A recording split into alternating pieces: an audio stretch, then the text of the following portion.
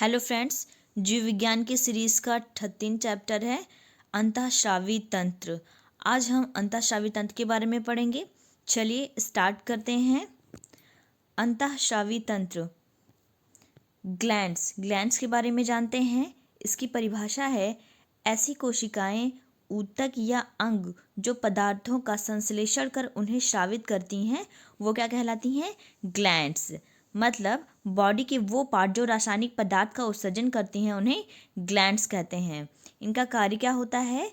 शरीर के लिए आवश्यक पदार्थों का श्रावण अर्थात सिक्रीशन करना। इनके प्रकार के बारे में जान लेते हैं। ये कितने प्रकार की होती हैं?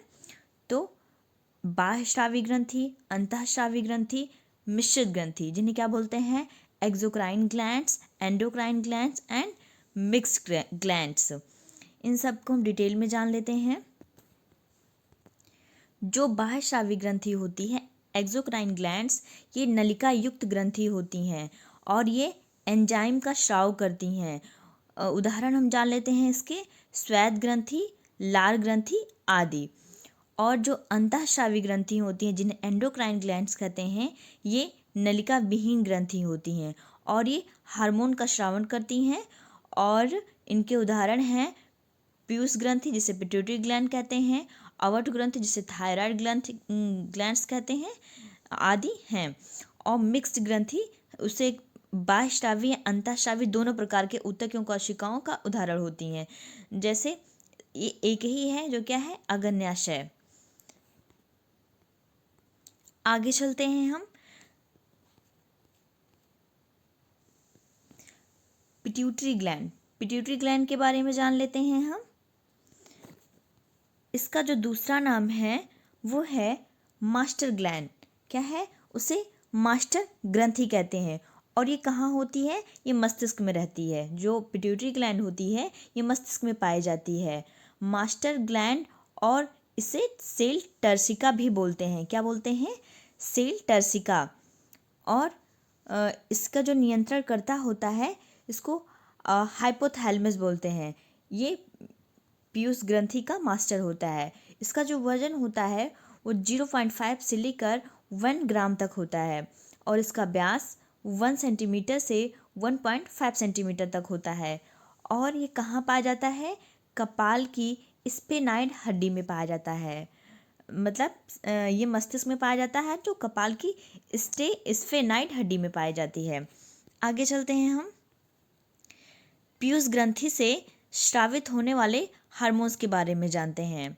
पीयूष ग्रंथि से स्रावित होने वाले हार्मोन, जो TSH हार्मोन है, जिसे थायराइड स्टिमुलेटिंग हार्मोन बोलते हैं। इसका काम होता है थायराइड ग्रंथि को थायरॉक्सिन हार्मोन के स्रावण के लिए प्रेरित करना। और आगे चलते हैं हम। ACTH जो हार्मोन होता है, इसको एड्रेनोकॉर्टिकोट्रोपिक हार्मोन बोलते हैं और इसका काम होता है एड्रिनल कॉर्टेक्स से होने वाले स्राव का नियंत्रण करना और कॉर्टिसोल हार्मोन के स्राव का नियमन करना। और जो सोमैटोट्रोपिन हार्मोन होता है, इसका दूसरा नाम वृद्धि हार्मोन भी है। इसका कार्य होता है शरीर की वृद्धि को नियंत्रण करना। और सोमैटोट्रोपिन हार्मोन की अधिकता से, अगर ये अधिक हो गया तो हमको भीमकायता, जिसे जॉइंटिज्म बोलते हैं, और इसकी कमी से बौनापन, ड्वार्फिज्म हो जाता है। सोमैटोट्रोपिन हार्मोन की कमी और अधिकता से ये रोग हो जाते हैं। अधिकता से भीमकायता और कमी से बौनापन। आगे चलते हैं हम। LTH हार्मोन जो है, ल्यूटोट्रोपिक हार्मोन, इसका दूसरा नाम दुग्धजनक हार्मोन है। इसका कार्य होता है शिशु हेतु स्तनों से दूध का स्राव करना। ये LTH हार्मोन का काम है। आगे चलते हैं। ADH हार्मोन के बारे में जानते हैं। जो ADH हार्मोन है, एंटी डायरेटिक हार्मोन, इसका दूसरा नाम ऑर्जिनिन वैसोप्रेसिन है और ये मूत्ररोधी हार्मोन होता है। इसका संश्लेषण हाइपोथैलेमस में होता है और इसका संग्रहण पीयूष ग्रंथि में होता है। इसका कार्य शरीर में जल संतुलन बनाए रखने में सहायक होता है। आगे चलते हैं हम। GTH हार्मोन के बारे में जानते हैं। GTH गोनाडोट्रोपिक हार्मोन और FSH फॉलिकल स्टिमुलेटिंग हार्मोन। जो GTH हार्मोन है इसे विषम में शुक्राणु जनन में सहायक होता है, और जो FSH होता है ये अंडाशय में फॉलिकल की वृद्धि में मदद करता है और मासिक धर्म का नियमन करता है। जो LH हार्मोन होता है, ल्यूटिनाइजिंग हार्मोन होता है, ये लैंगिक लक्षणों का विकास करता है। आगे चलते हैं, हम थायराइड ग्रंथि के बारे में जान लेते हैं। थायराइड ग्रंथि, थायराइड ग्लैंड, इसके बारे में हम थोड़ा जान लेते हैं। जो थायराइड ग्रंथि होती है ये अंतःस्रावी ग्रंथि में सबसे बड़ी ग्रंथि होती है, और ये TSH हार्मोन ही थायराइड ग्रंथि को हार्मोन स्रावित करने के लिए प्रेरित करता है। और ये कहाँ पाया जाता है? ये मनुष्य के गले में दोनों लैरिंग्सों के नीचे पाया जाता है, या मनुष्य के गले में सांस नली के नीचे स्थित होता है। और जो इसकी आयोडीन की अधिक जब मात्रा होती है तो इसको एंडोक्राइन सिस्टम का पेसमेकर कहते हैं। आगे चलते हैं, हम इससे संबंधित हार्मोन के बारे में जानते हैं। जो थायरॉक्सिन है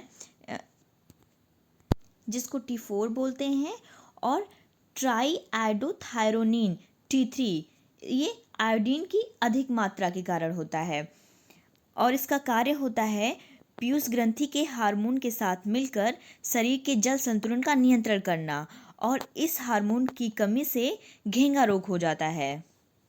आगे चलते हैं, हम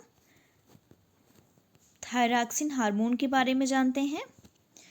थायरॉक्सिन हार्मोन, इसकी संरचना आयोडीन युक्त अमीनो अम्ल से बनती है, और इसका कार्य उपापचयी क्रियाओं का नियंत्रण करना, वृद्धि हेतु उत्प्रेरक उत्पन्न करना, जनन अंगों के कार्यों का नियमन करना, और जल संतुलन का नियंत्रण करना। आगे चलते हैं, हम इससे संबंधित रोगों के बारे में जानते हैं। इसकी अधिकता से होने वाले रोग जान लेते हैं, जिसे नेत्रोसेंधी गलमंड एक्सोपैथेल्मिक गॉइटर बोलते हैं। इसका दूसरा नाम है ग्रेव्स डिजीज। इसके लक्षण क्या है? आँख फूल कर नेत्र कोटर से बाहर आ जाना, इसकी अधिकता से होने वाला रोग है। और सेकेंड है आपका प्लूमर। जो प्लूमर डिजीज़ है इसके लक्षण हैं वज़न में कमी आ जाती है, थायराइड ग्रंथि का फूलना, हाथ पैर कांपना आदि। और इसके थायरॉक्सिन हार्मोन की कमी से होने वाले रोग के बारे में जान लेते हैं। पहला है जड़ मानवता, क्रेटिनिज्म, ये बच्चों को होने वाला रोग है। और मिक्सडिमा, ये वयस्कों को उपापचय संबंधी रोग होने वाला रोग है। घेंघा, ग्वाइटी, इसका दूसरा नाम है गलगंड, और इसके लक्षण हैं थायराइड ग्रंथि के आकार में अत्यंत वृद्धि हो जाती है। फोर्थ है आपका हाशिमोटो रोग। जो हाशिमोटो डिजीज़ है ये शरीर के प्रतिरक्षी तंत्र इम्यूनिटी सिस्टम द्वारा थायराइड ग्रंथि पर हमला किया जाता है। आगे चलते हैं, हम पैराथायराइड ग्रंथि के बारे में जानते हैं। चलिए इसकी अवस्थिति के बारे में जान लेते हैं। ये कहाँ पाया जाता है? ये गले में स्थित थायराइड ग्रंथि के ठीक पीछे स्थित होता है। और इसका काम क्या होता है? ये इससे निकलने वाला हार्मोन ब्लड में कैल्शियम की मात्रा का नियंत्रण करता है, और ये भ्रूण के एंडोडर्म से व्युत्पन्न होता है। और इससे संबंधित हार्मोन के बारे में जान लेते हैं। पैराथायराइड हार्मोन, जिसको क्या बोलते हैं? Parathyroid hormone. इसका दूसरा नाम है पैराथार्मोन या पैराथायरिन। ये रुधिर में कैल्शियम की कमी होने पर स्रावित होता है, और इसका कार्य होता है कैल्शियम आयन की आदर्श मात्रा को बनाए रखना। अगर हमारे ब्लड में कैल्शियम की मात्रा की कमी हो जाती है तो पैराथायराइड हार्मोन बनता है, और जब हमारे शरीर में ब्लड में कैल्शियम की अधिकता हो जाती है तो कैल्सीटोनिन हार्मोन बनता है। इस हार्मोन के अनबैलेंस्ड हो जाने पर पथरी जैसी बीमारी हो जाती है। आगे चलते हैं, हम देख सकते हैं हम कैल्सीटोनिन हार्मोन। जो ये हार्मोन है ये कैल्शियम की रुधिर में अधिकता होने पर स्रावित होती है। अब हम एड्रिनल ग्रंथि के बारे में पढ़ेंगे। एड्रिनल ग्रंथि, एड्रिनल ग्रंथि बाएं वृक्क के ठीक ऊपर स्थित होता है, आप देख सकते हैं। और ये दो प्रकार के होते हैं, इसके दो भाग होते हैं, कॉर्टेक्स और मेडुला। कौन से? कॉर्टेक्स और मेडुला। इस जो ये ग्रंथि होती है ये जीवन रक्षक हार्मोन उत्पन्न करती है।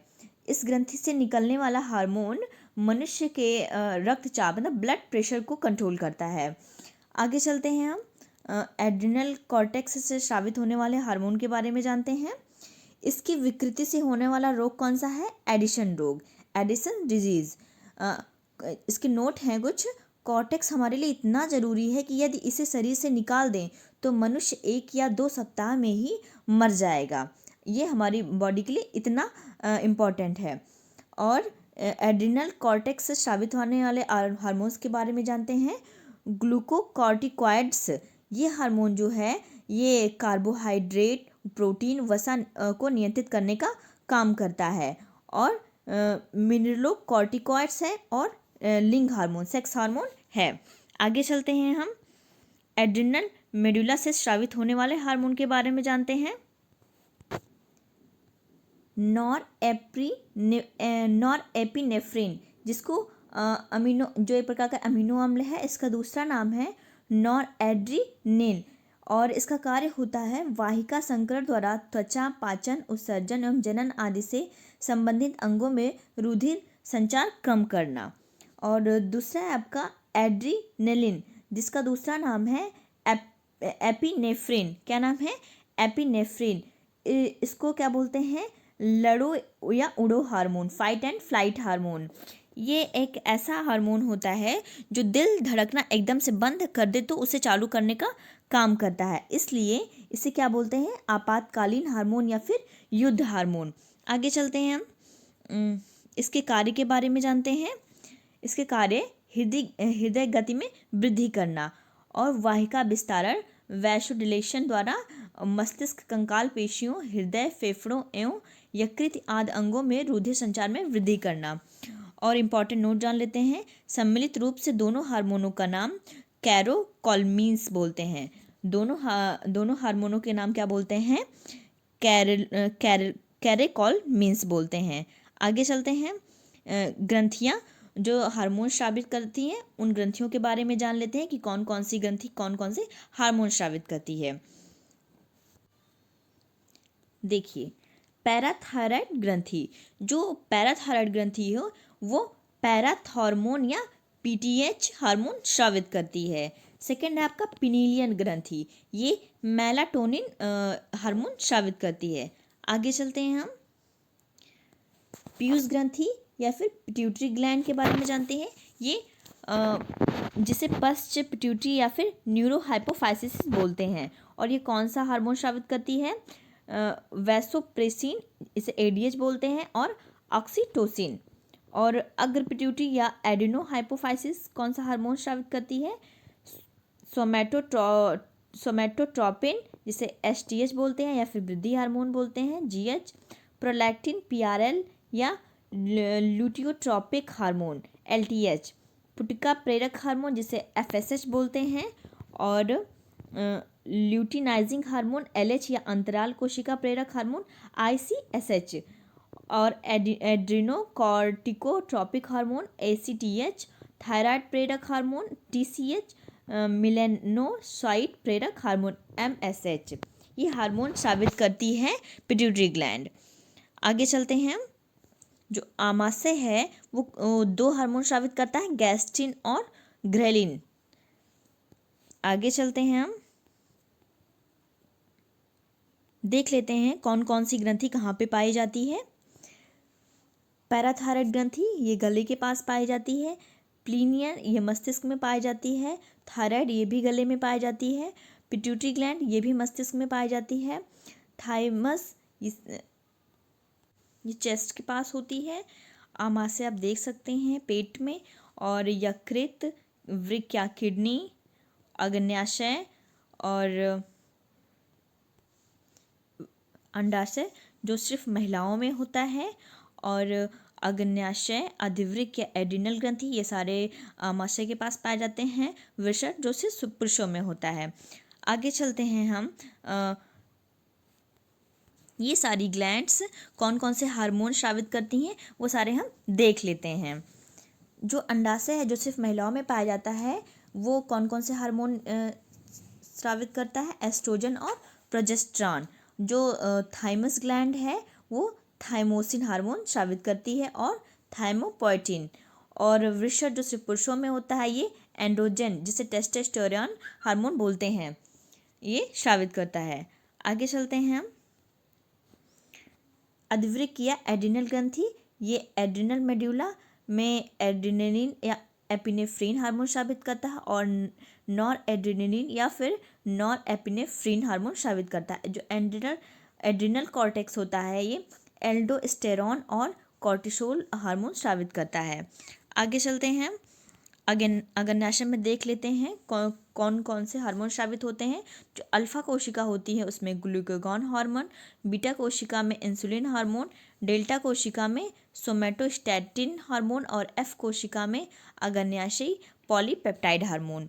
जो वृक्क या फिर किडनी है उसमें कैल्सिस्ट्रॉल, रेनिन, एरिथ्रोपोइटिन हार्मोन स्रावित होता है। थायराइड या फिर अवोटो ग्रंथि में टेट्राआइडोथायरोनिन या फिर थायरॉक्सिन, ट्राईआइडोथायरोनिन या कैल्सीटोनिन हार्मोन स्रावित होता है। आगे चलते हैं हम जनन संबंधी हार्मोन्स के बारे में जान लेते हैं। जो एस्ट्रोजन हार्मोन है, एस्ट्रोजन, ये उत्पादन करता है किसका? अंडाशय का, जो सिर्फ स्त्रियों में पाया जाता है। और इसकी आयु कब से प्रारंभ होती है? यौन आरंभ से रजोनिवृत्ति की आयु तक प्रारंभ होती है। और प्रमुख एस्ट्रोजन कौन से हैं? एस्ट्रियोडॉल, इसका दूसरा नाम क्या है? नारी विकास हार्मोन। इसका कार्य क्या होता है? मादा के द्वितीयक लैंगिक लक्षणों, सेकेंडरी सेक्सुअल कैरेक्टर्स जैसे लड़कियों में स्तन, गर्भाशय, योनि या दुग्ध ग्रंथियों आदि के समुचित विकास में सहायक होता है। एस्ट्रोजन के स्रावर से पीयूष ग्रंथि के हार्मोन एफएसएच या ल्यूटिनाइजिंग हार्मोन एलएच का नियंत्रण किया जाता है। आगे चलते हैं, रिलैक्सिन हार्मोन के बारे में जानते हैं। जो रिलैक्सिन हार्मोन है इसका स्राव गर्भावस्था में कॉर्पस ल्यूटियम या ओवल प्लेसेंटा से होता है। और इसका कार्य क्या होता है?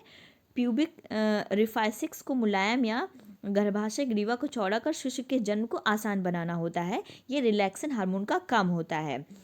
और जो ऑक्सीटोसिन हार्मोन है इसका कार्य होता है माँ और शिशु के बीच गले लगना या फिर चूमना, वात्सल्य या फिर मैथुन आदि के समय भावनाओं का नियमन करना होता है।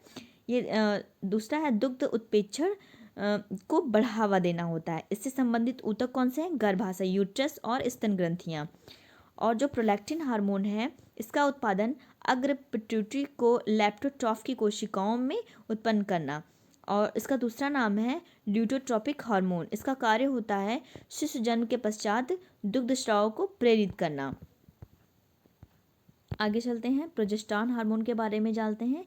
इसका उत्पादन कॉर्पस ल्यूटियम द्वारा किया जाता है और इसका कार्य होता है गर्भधारण हेतु आवश्यक लक्षणों के विकास को प्रेरित करना। ये गर्भाशय की एंट्रोमीडियम को मोटा और इसमें रुधिर के संचरण को बढ़ाना तथा ग्लाइकोजन का संचय करना होता है। अंडाशयों में नई पुटिकाओं के निर्माण की प्रक्रिया को बंद करना होता है। आगे चलते हैं, हम पुरुषों से संबंधित हार्मोन को जान लेते हैं। जैसे टेस्टोस्टेरोन, इसका उत्पादन टेस्टिस में लेडिंग की कोशिकाओं सेल्स ऑफ लेडिंग में होता है। इसका दूसरा नाम है पौरुष विकास हार्मोन। इसका कार्य होता है पुरुषोचित लैंगिक लक्षणों का परिवर्धन करना और यौन आचरणों को प्रेरित करना। आगे चलते हैं, पीनियल ग्लैंड के बारे में जानते हैं। ये कहाँ पाया जाता है? जो पीनियल ग्लैंड है इसकी स्थिति मस्तिष्क के प्रमस्तिष्क सेरिब्रम की गोलार्धों के बीच स्थित होता है। ये मानव शरीर की सबसे छोटी अंतःस्रावी ग्रंथि है और इसका दूसरा नाम एपिफाइसिस सेरेब्री है। और इससे स्रावित होने वाले हार्मोन है मेलाटोनिन। इसका कार्य होता है निद्रा एवं जागने की क्रिया पर नियंत्रण करना, मध्य प्रकाश व रात में श्रावण अधिक करना, तीव्र प्रकाश या दिन में श्रावण कम करना। बस आज के लिए इतना ही। हम इसका नेक्स्ट चैप्टर लाएंगे। तब तक आप देखते रहिए हमारे वीडियो को। अगर आपको हमारा वीडियो अच्छा लगता है तो आप इसे लाइक, सब्सक्राइब एंड शेयर जरूर करें। जय हिंद, जय भारत।